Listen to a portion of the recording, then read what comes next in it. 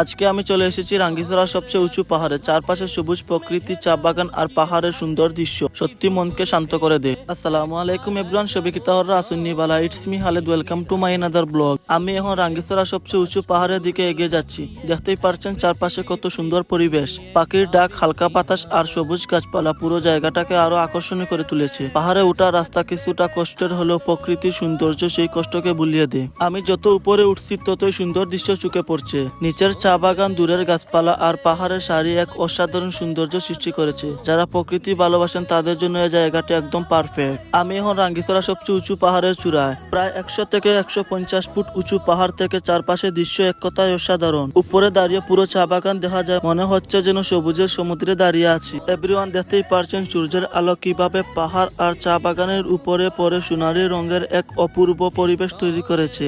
হালকা বাতাস, নীল আকাশ আর সবুজ প্রকৃতি মিলে এই জায়গাটাকে করেছে আরো মোহনীয়। এখানে কিছুক্ষণ দাঁড়ালে মনটা একদম ফ্রেশ হয়ে যায়। শহরের ব্যস্ত জীবন থেকে একটু দূরে এসে এমন পরিবেশে সময় কাটানো সত্যি অন্যরকম অনুভূতি। এখানে নেই কোনো কোলাহল, নেই কোনো যানজট, শুধু প্রকৃতি আর প্রকৃতির সৌন্দর্য। যারা ঘুরতে ভালোবাসেন তারা একবার হলেও এখানে আসা উচিত। রাঙ্গিছড়া সবচেয়ে উঁচু পাহাড়ের সৌন্দর্য যতটা ক্যামেরা দেখাতে পেরেছি, বাস্তবে এর সৌন্দর্য তার চেয়ে অনেক বেশি। এভরিওয়ান, আজকের ভিডিওটা এই পর্যন্ত। ভিডিওটা যদি আপনার কাছে ভালো লাগে তাহলে লাইক, শেয়ার, কমেন্ট করতে ভুলবেন না এবং নিয়মিত ভিডিও পেতে অবশ্যই আমার আইডিতে ফলো দিয়ে পাশে থাকবেন।